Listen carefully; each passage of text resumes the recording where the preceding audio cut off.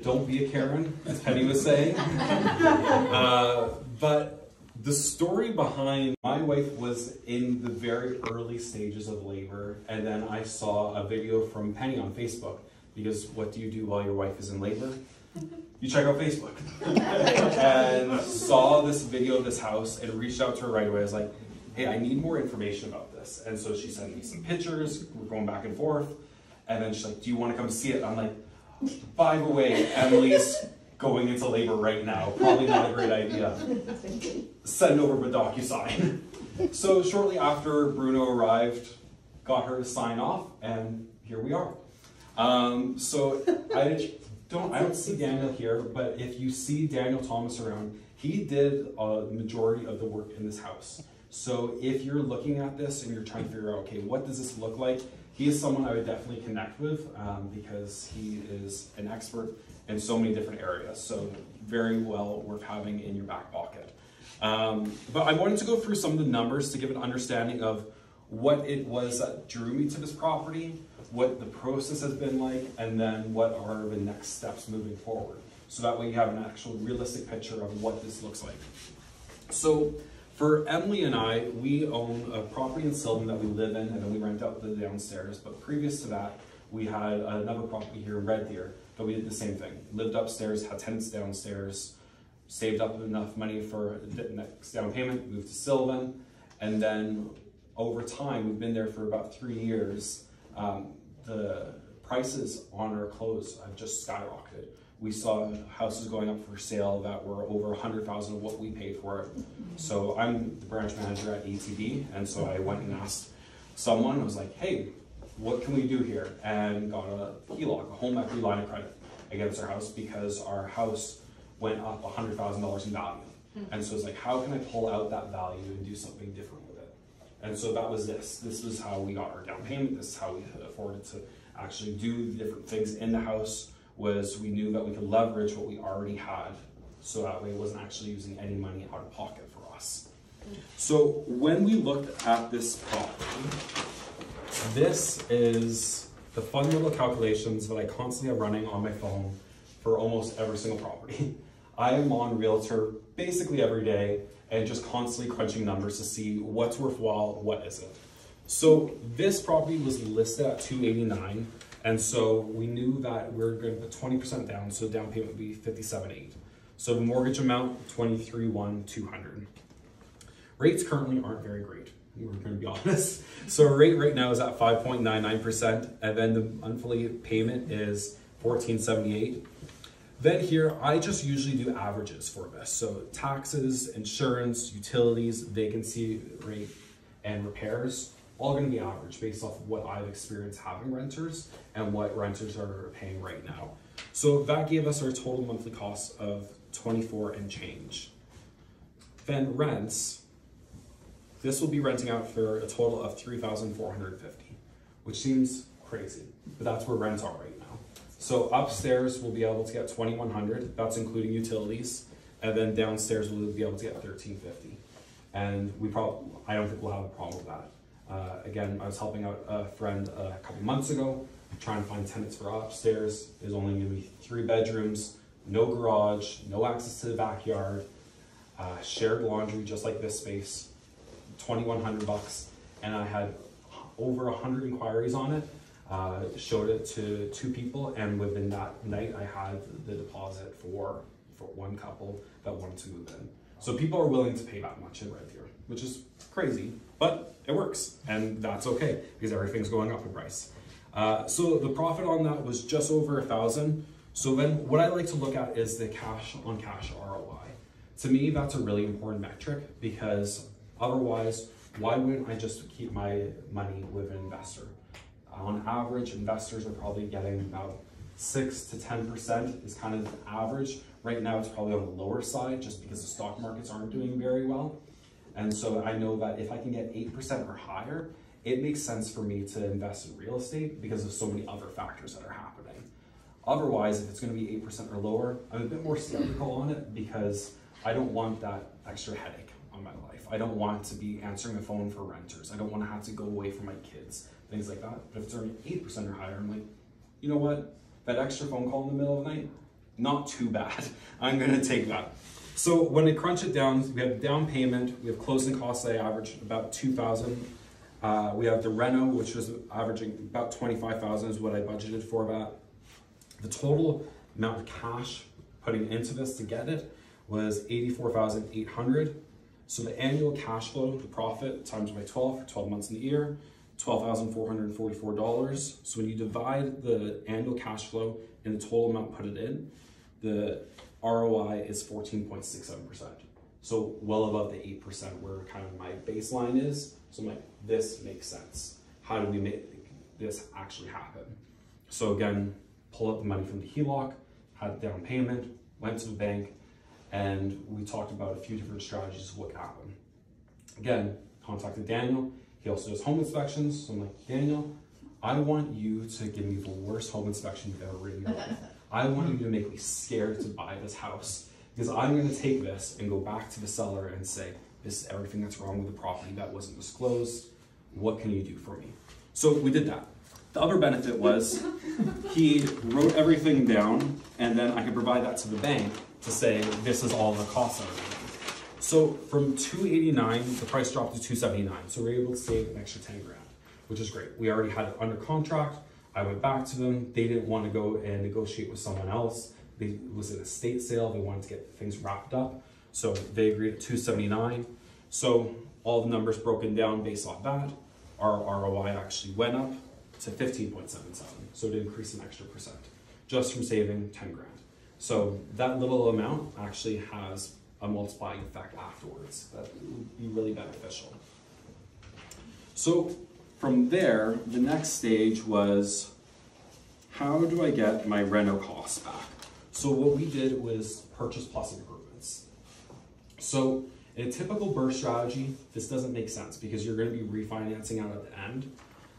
I'm a little skeptical of what's going to happen in our market, and I always want to have a bit of strategies in my back pocket. Moving forward, I probably wouldn't do purchase plus improvement because it just wasn't, in the grand scheme of things, it didn't make sense. But I chose to do that. Fun mistake, who knows? So I went back to ATB and I said, hey, remember all of those rentals I did? I'd like $25,000, please. And he said, okay. So we have an appraiser coming on Friday, and he'll appraise the property, make sure that we did everything that we said that we were gonna do. And then on Monday morning, I'll have that given back to me. So I'll have $25,000 from all the rentals that we did, or just lump back into the mortgage. So then when I take that $25,000 off from the total that we're putting into this property, that drops it down to 57.8. So now, 22.59% ROI. Wow. So again, a lot better than 8%. Makes more sense for me to do it this way. The next stage of this all is going to be the actual refinance. So I was talking to Penny and Bryce yesterday. I'm like, seeing the property, like knowing where the market's at, what do you think we actually probably could sell it at the today value that it is? So we will likely get this property reappraised at $379.9. So a whole lot larger than what it originally was sold for, which is fantastic. So if I were to sell this today, this is what this deal would look like for someone. So if one of you has $380,000 in your pocket and wants to buy this house tonight, I'm more than happy to take that. If you were to go to a bank, your down payment would need to be $75,980. Your mortgage would be $303,920. Your monthly payment would be just over $1,900. So then when we go down, your profit each month would be $572. After everything, you're going to be averaging 8.8% return on investment. So again, better than that 8%. So if anyone has that much money in their pocket and wants to buy this house, it's a good investment. So that's what it's going to look like reappraised. So from there, what I'm looking at is on my mortgage today, I'm owing $231,200. The new value of this house is at just under $380,000. To get 80% of that would be $303,920. So the amount of equity that I can pull out of this house after it's been reappraised is $72,720. I can put that right back into my pocket. The money that I've put into the property is $82,800. So the out-of-pocket expense that I've had to purchase this property, do all the renos, everything is only $10,080. So my annual cash flow at that rate is going to be $6,864. So my return on investment is going to be 68.1%, which is crazy. It is. And then I have that money back in my pocket, but now I can go do this with the next property because that is going to be enough for a down payment.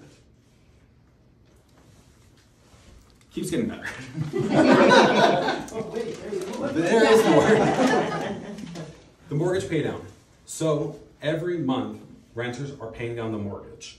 In 5 years' time, they're going to pay down my mortgage $31,000. Yearly, that's going to be about $6,185. Monthly, that's $515. So the return on investment of that is 61.36%. But when we're looking on the cash on cash plus the mortgage pay down, we get 129.5% rate of return, which is crazy. A lot more than 8%. Just a bit. Plus we have the appreciation of the property. So if I'm planning on holding it for the next 25 years and I want to give it to one of my children, they're going to have the appreciation that comes from that. As we can see historically, house prices can just continue to go up. So who knows how much this property is going to be worth. So again, if you have $380,000, it's a good deal. You should buy this place. Plus all the tax advantages.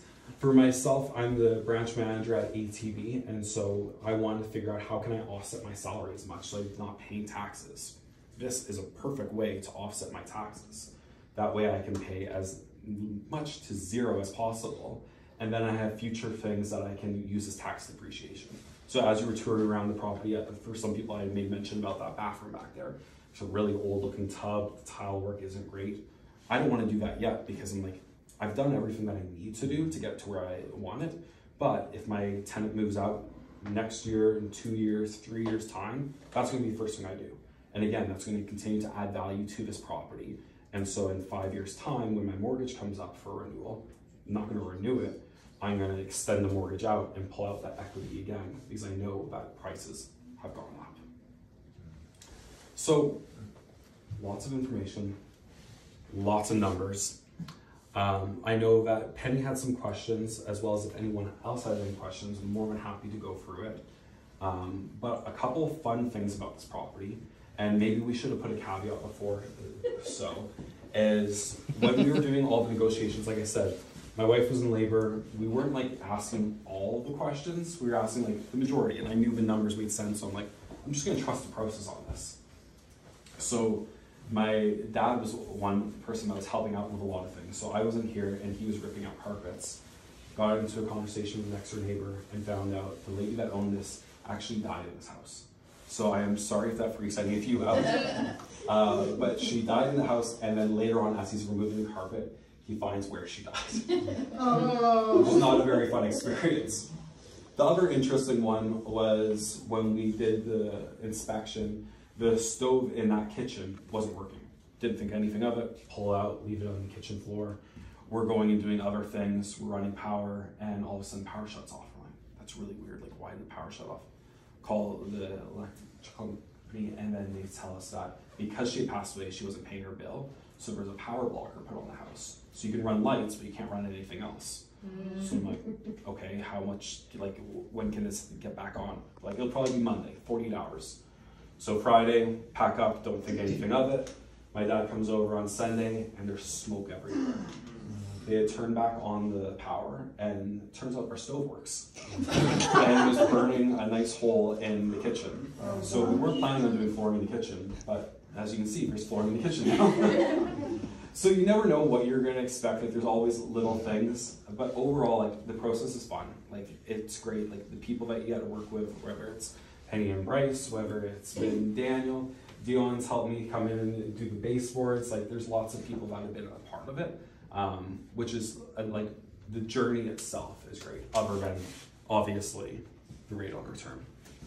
But Penny, did you have any questions? Yeah, I was thinking, this is, I mean, I knew it was good when we looked at the numbers, but I mean, you know, if you went to a friend of yours and said, hey, I just bought a place, I'm getting 129% return on an investment, they're like, what, were you smoking when you did these numbers? I'm not just sure. No, that is not a real number that you could get, but it is. And that's the great thing about financing and, you know, pulling money out and whatever, is your rate of return just keeps going up and up and up.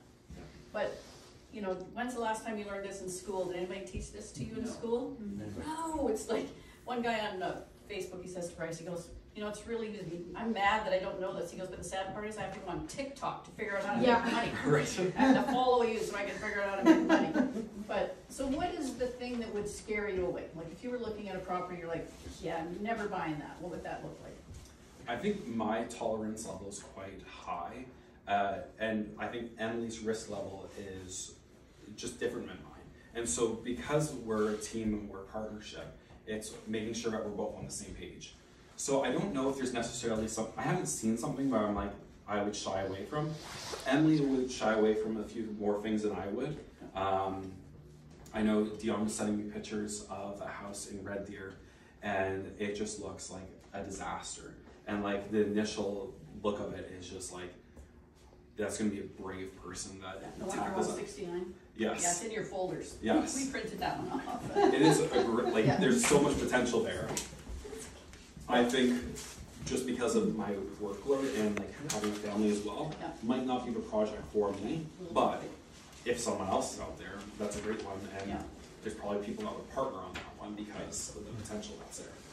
I already got 2 people in this room that have already mentioned this particular product that I put in there. So what I did is I put in 6 properties that I think would make a good bird or a flip or just a good investment. So they're in there, and they're anything from one needs 200,000 to the other one maybe 40,000. Do you have more folders? I don't actually. This has exceeded our expectations. I printed it off, but I can email those to you because your email's on there. I can send those to you. Yeah. So that's what else was I going to ask? The one I was going to ask is like, what's your cash flow? Right. You know, what do you look for? Because for us, if we show something to a client, we're like, hey, it's a $500 cash flow, you should buy it. Yes. Right? So yours was that right off the bat and more, and now it's even better. Even the refinance, if the refinance, it still makes $500. Yes. That's insane. It's crazy. Yeah. And what's nuts, like, I listen to a lot of real estate podcasts, and so many people are out there saying, you can't find cash flow anymore. Cash flow is dead. There's cash flow out there, you just have to be creative in how you're doing it. Yeah. And it's not hard, like, once you wrap your mind and have that mindset of how can I find a deal, you just crunch the numbers and see what the numbers come out as. And if the numbers say yes, go. If the numbers say no, stop. And that's as simple as that. So I said real estate is math, right? Your math either works or it doesn't work. So if it doesn't work, you don't buy that one. You go find something else where the math does work. But the math is pretty nice here. So now we'll open it up. Does anybody have any questions for Andrew? I would. Right over here. Go ahead. There's a wall Alex, there. go ahead. Since Andrew is a banker, we have a great opportunity to ask financing related questions, right? So debt servicing, like as a regular person, average, I'm qualified for only one mortgage, my primary residence, right? Now I have to be qualified for 2 mortgages in case I would like to go into rentals and buy something like that. My question is, would banks consider this future rental income in order to support the debt servicing and like for income verification That's a great question. Yeah. So they typically are looking for what was the past rent. And so if the house has been rented out previously, what were they obtaining in rent? Other times what they'll do is you can actually submit off for a rental appraisal, and they can give you the numbers of what it should appraise at. Now, my numbers are usually higher than the rental appraisal because I know the market can afford that. And they like to be conservative, and so I don't really love that. And so that's why when I go back and I'm going to refinance it, I'll have renters up and down and have that to show this is what it's renting for. And so that's why it works out really well. Do they use 100% of that rental income? It really depends. Typically, no, but it does depend on certain caveats. Would you say that's that one thing I ran into with mine suited property? They only use one of the incomes because I'm moving into one, and they'll use the lesser of it, 50% of it. So I only actually got $400 Right. of that, probably like $2,500 for the Yeah. grant. Thank And you. that's, Of course. David, you had a question? Yeah, I mean, to be honest, this is the first time I'm starting to form these thoughts. Yeah. I don't own a home yet, Yeah.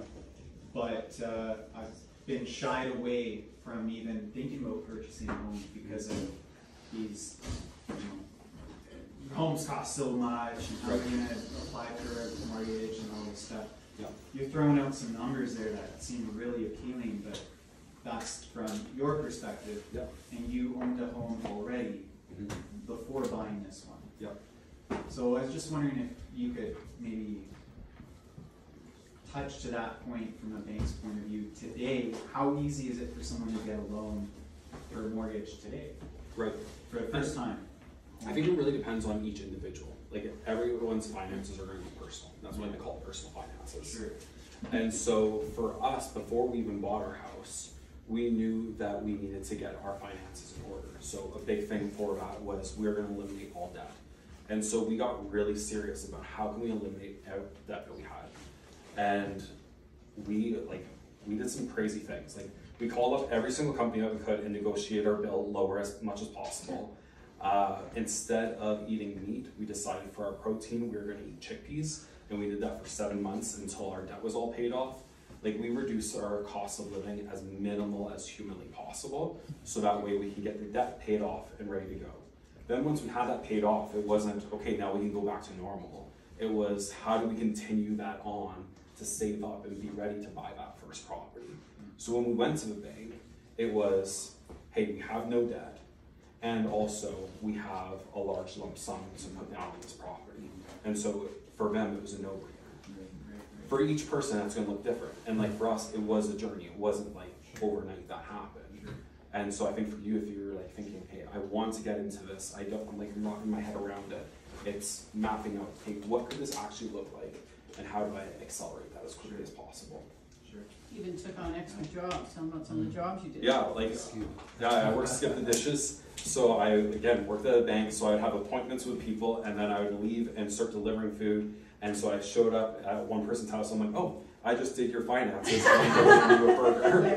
And so like just random things like that. Yeah, like wherever we could find money, we tried to earn money. Like there's a great place called Crazy Bits where you can go buy stuff that's from Amazon that they don't want anymore, and we would go resell it. So every, like I think it was Fridays, I would take Lou, my oldest daughter, she was 2 at that time, and her and I would go and salvage through, and we'd find camcorders, and we'd find like security cameras, drones, all this sort of stuff, and we buy it for 25 bucks and then sell it for 150. And it was like, even though it's a little amount, like it's still going to add up to the down payment that we wanted. You could visit any mortgage broker and they'd be happy to, no obligation, let you know where to sit. And until you run the numbers, it, you kind of are guessing. So. Totally, yeah. And like Crystal Saxby, she's here from ACB and she does mortgages, so she'd be happy to help you out. Mm-hmm. I think like there's great things with going for a mortgage broker because you can shop around on all rates. There's other benefits of having a bank that knows you and that you can build up that relationship over time, and they're willing to take gambles. Because we're quite often doing that is, hey, we have this relationship, let's roll the dice on this because we know that it's probably going to be okay. Yeah, I'm a mortgage broker too, and I'm not here as a mortgage broker, I'm an investor, but if the bank doesn't do it, there's others who will. And yes, you might pay a higher interest rate, but sometimes that makes sense. So don't think that a B lender or a private lender is a bad thing. Yeah. It sometimes makes sense. Yeah. So there's always an option. Any other questions? Yeah. What was your mindset or approach with locking into a rate for this? Yes. So I have a bit of a benefit because one of the perks of working at the bank is we don't have a payout penalty. So if rates start going down, I can break that at any time. And so again, like it's strategic for both Emily and I. We both work at the bank, and we knew all the benefits of, and we knew the lifestyle that we wanted included real estate. So The great thing is, some people are like, oh, the interest rates are too high, I can't afford it. I'm sorry, what was his interest rate? Just under 6%. How much money is he making? Yeah. Who cares what the rate? I would say, You know, like, I've locked in at 17 3/4 for 5 years, because that was cheap, because it was 22, you know, a couple of months before. So to me, 12.5 is a regular interest rate, 6% is half price, which was where we're at now, and everything else in that is free. So that's the way my mind thinks, because if you look at some people, I'm gonna wait. I mean, I was doing the post, it's like, it's 1.89% for 5 years. What are you waiting for? And people are like, I don't know, I think I'll wait till it goes down. I've said mortgage brokers, like, oh, another guy, I've got him at 1.99, they're gonna wait till it goes down. To what? What are you waiting for? This is already free, but it's just ridiculous. Yeah. But if the numbers work, again, if the math works, it could be 15%. Yeah. We had, Jamie was wondering, how do you buy a house with no money? At 2%, my dad told me to wait till the prices went down. Right. Yeah, and that's the opposite. It's what, 2%? If your rates are 2%, your prices are higher. And if the rates are higher, your prices are lower. I mean, right now it's sort of stable. We have a very stable market. The prices aren't really going up. Things are selling. Nobody wants to move because they're freaked out about the interest rates. And I'm like, why? Can you afford it? Yes. Then move. Right. Or don't move. Stay where you are. Yeah. And I think it's perspective. Like, we were chatting with a couple that just moved from South Africa, and rates right now in South Africa are 15%. Ooh. So they're like, this is like the biggest blessing I've ever seen. And we're like, oh, that sucks, these rates. And so I think it's just all perspective. Yeah. Yeah, we're just spoiled. I call it the COVID 1.89. The government just gave us these low rates so we didn't all freak out and, you know, hang ourselves in the closet. Yeah. So they gave us these rates and now they're back to normal. Like, you guys okay? All right, so we're gonna put the rates back up where they should be, okay? Good. What about like your things that scare me are asbestos and small windows in basements. Yep. And like, should I be afraid of those things? So if you go to the basement, you'll see a picture of what it used to look like. And it was a small window. Yeah. There was mold, there was water coming in, and it can be scary, but at the end of the day, it's like, well, anything's fixable. You have enough duct tape, you will make it work. And so, like I said, Daniel cut out that window, got a proper one in there, put the well in, dealt with the mold, sealed it all up, and you look at it, and if you didn't see the picture beside, see what it looked like at one point, you never would know. What would it cost to do a window like that? Yeah, what was it called? Daniel? Couple $1,000 bucks. Yeah. Yeah. 1,000? Yeah. Yeah, so I would say Depending on like how big. 2,500 $2,500 bucks. bucks. Yeah. And do you have to do that size of window now? Is that For a requirement? egress For for a bedroom. bedroom. Yeah. For bedrooms, okay. Yeah, because it was considered a den at that point. So this house was a 4-bedroom, that's a 5-bedroom. Again, that helps it increase the value of it. And do you, Asbestos? Yeah. Touch on that real Yeah. quick. I would definitely get it tested, anything before 1990. okay. When I get tested, and then you could be a great bargaining tool. But when you purchase it, you get an inspection. Does the inspection include the looking for asbestos? So that would be, yeah. They usually like say points, like unless you actually test it, they can't say for sure, but they'll be like, this could be Right. asbestos. It's like $99 a sample, say, or $400 you can get all your bases covered. Okay. In my opinion, you're not going to get any money off for having asbestos in your house. Like all the houses in Red Deer and the Mount View, Sunnybrook here, they all have it, and you're not gonna talk someone, oh, there's asbestos in the drywall, give me a discount. That's my opinion. Yeah. Just so, yeah. We actually got 10,000 off. Did you? Okay, I'm wrong. Yeah. To have a really good realtor. There you go, right? Yeah. No, it is That was because our house in Rimby when we bought it in the Okay. spring. Yeah, it was a drop of 10,000. I get. Yeah, no, for sure. But it depends on who you're buying it from. And Yeah, it depends where it is for sure. Yeah. because I bought one and I'm like, I had it tested. I'm like, yes, I got it. That's what it used to be, $5,500 to replace the insulation. Now it's $15,000. Yeah. Oh, that went up. But I got it for less, but I sold it for less. I disclosed. I said, hey, there's asbestos up there. That's why it's such a good deal. Okay, they didn't care. They bought it. We're not going to be running around in the attic, so we don't care. Exactly. But they're, you know, if you have the right leverage and the quotes, like I've got quotes on speed dial. Here, there's a quote for the same size house. It was $16,000. And they're like, because now that they know that there's asbestos, they have to disclose that there's asbestos. So I always say, hey, now you know there's asbestos. So you're either going to have to negotiate with us. We're already here, got our money halfway to the finish line, or you can start over and tell that next guy you got asbestos. Oh. All right, we'll stick with you. You know, so it's all in the presentation. But some people are just like, nope, I don't care. Okay, well, you either buy it, you don't care either, or you go, okay, buy something else. What was your time frame from purchase till this point where now you're ready to sell or rent? Yeah, so we put the offer in at the end of July, and then because it was an estate, it dragged out a little bit longer because there's some probate things that they need to deal with. So we got possession of it October 6th, and then today I think it's November 7th. So we'll have it all done by the weekend, photos up and ready to rent out. So about a month. About a month, there's a good turnaround. And I have one more question. With talk of a crash, how does that affect a Burr model, and what would that look like going into 2024 if there is? I don't think there will be, but that's kind of the fear out there right now, right? Yeah, and I think when you look at, like, I think when we talk about crash, we're looking at North America as a whole. We have to look at Alberta as the microcosm it is. Okay. Alberta had the largest population density growth it's ever had. 200,000 people moved to Alberta this past year. So is there going to be a crash in Alberta? Numbers are probably showing not. And so I'm not concerned about that, and I know that others are. So for me, it's like, okay, I'm playing the long game. And if my competitors out there are scared, great. Let's keep them scared. Yeah, it's terrible out there. You buy that house. Can I speak to that a little bit? Yeah. We need to build 3.4 to 5 million housing units in Canada in 6 years. Yeah. We lost 85,000 tradespeople net by August this year. So if we see a blip, it will be short-lived. You mean to retirement you lost? Yeah. Trade? Yeah. Yeah. So for every person in the trades today, we're losing 7. Yeah. So to me, I think, so sorry, I'm taking over. This is my soapbox lately.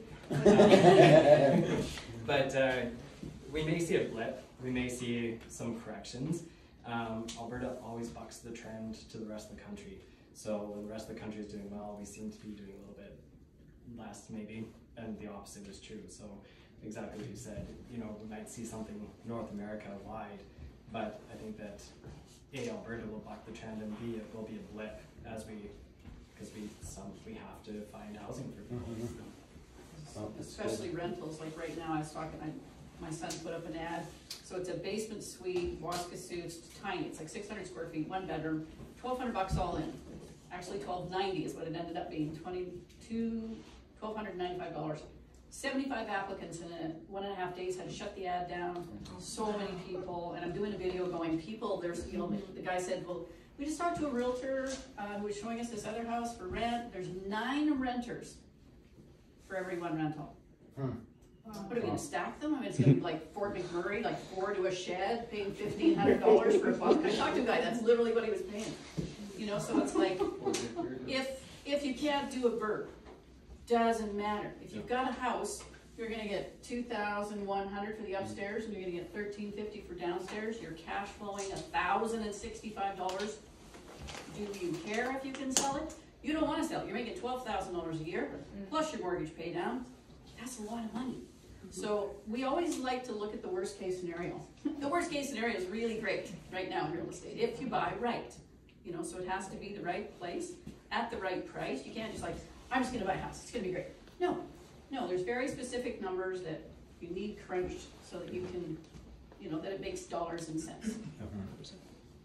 So I have a question too. When you look at, I've looked at a few houses with a realtor, and it's important for the realtor, for me, because I don't know the plumbing systems and the furnace systems. So, like Penny, if you and I went and looked at houses, are you gonna be able to help me understand what the furnace is doing? Or? Nope, that's Daniel.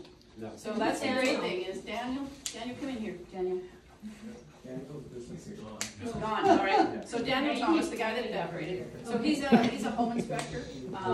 So, you know, I know probably enough to be dangerous. Yeah. You know, like I can go in, I can look at the serial number of a hot water tank, I can tell you how old it is, I can tell you how old the house is by the windows, unless they change the windows. So there's a lot of things that I can tell people, like, oh, it's a flame master, that sucker's gonna need to be replaced. That hot water tank is 15 years old, you're gonna have to get a new one or you can't get insurance. So there's some things that a realtor will know, but I always say, that's what the home inspector's for. He's the guy that's gonna come in, he's gonna climb upstairs, he's gonna get in the attic, he's gonna climb on the roof, he's gonna do all those things so you're protected.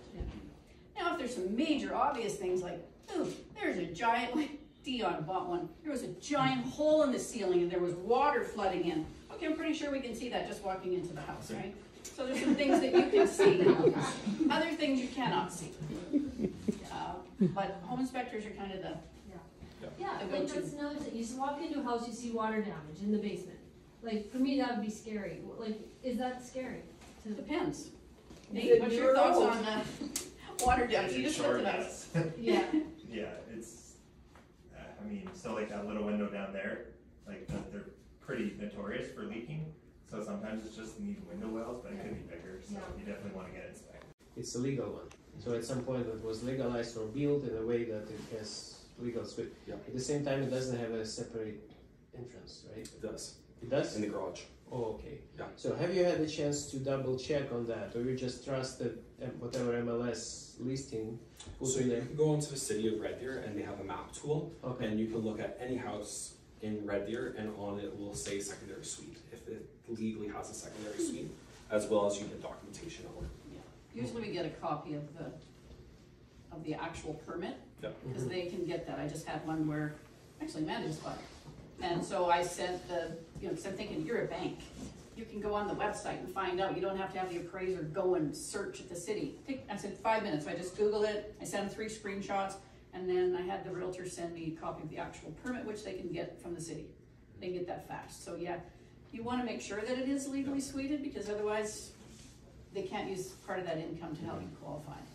It's the whole topic is confusing to me because there is a definition of illegal suite as well. Yes. Like it's illegal not because Non-conforming. it's not, it cannot be occupied, but just because it wasn't legalized, right? So Correct. And so It's that still- would be considered rooming. And when you're getting approved for something at a bank, they don't consider rooming at the Okay. same time. this is the downside of it. Other than that, if it meets the building codes and like egress and all that, it can be okay. Only if it's already, like you have to have a legal designation from the city. And the city had about 4 levels of approvals. First it started out, when they started tightening up, they're like, oh, hey, let us know if you have a suite. Okay, great, we're gonna come over and inspect it. Okay, you're approved. You know, I made you put in a locking door or whatever it was. Then it kept getting worse and worse and worse. So this one is the perfect scenario. You see that big giant thing downstairs, the water suppression Yeah. system? Yeah. So at one point they went to that. They're like, okay, Just we're put it gonna over your head all we're the gonna time. tax you to death, you're gonna have to put in this thing, it's gonna cost $5,000. So right now, legalizing a suite, it's almost, you have to, everything new. Bryce is just putting one in and it's gonna be like $60,000 because he had to dig in an entrance. Somebody was talking about entrances. So it's a lot of money. So if you can buy something like this as opposed to what you were talking about, what if I just put in a suite and try and legalize it? You're gonna have to get that thing real cheap if you're gonna legalize that, because even if it's like 90% of the way there, you walk in and think, oh yeah, I should just be able to put a door in and this should be fine. Nope, you're gonna tear all that out and put in this and sound bars and jackhammer up the floor to put in a drainage system. It's just like there's all these things you have to do, so you have to be very careful and know what those numbers are. But it's easier to buy something that's already legally suited at that 4th level. The 169 one is not. It is not, it's just a house. Okay. Yeah. Now, if you want to do that one, the great thing about that one is it's already gutted, Yeah. right? So that's actually cheaper. Nate, how much it cost to do that basement in that house? 60? It is at your cost, 50, 60, yeah. Yeah, so 60,000. So again, it doesn't seem to matter what, if it's all gutted or if it's half done. It's like a magic 60. It used to be 30. Now it's 60 because they keep upping the regulations. Does the city have like a cutoff of the year that you can't be able to get approved? Because I know Calgary, I think below 2018, they can just come in and say, okay, legally suited, and then anything 2018 and above, you have to meet the code that's current. Does Red Deer have something like that? Yeah, so Calgary is desperate for housing, so they've sort of softened the rules. Okay. Whereas here it is, we are not, they're starting to soften the rules, so as the end of 2024, you'll be able to legalize suites anywhere really in the downtown. And you can put carriage houses in it. So because the city Red Deer's going, oh wait, we don't have enough rentals, we need to figure something out. So that will change, so depending on your municipality, things change. Yeah.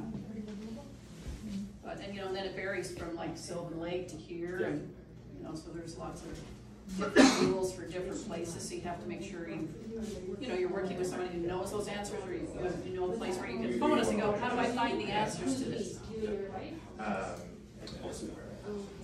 I think people are ready to just mingle, unless there's any other questions. Okay. Well, thank you all.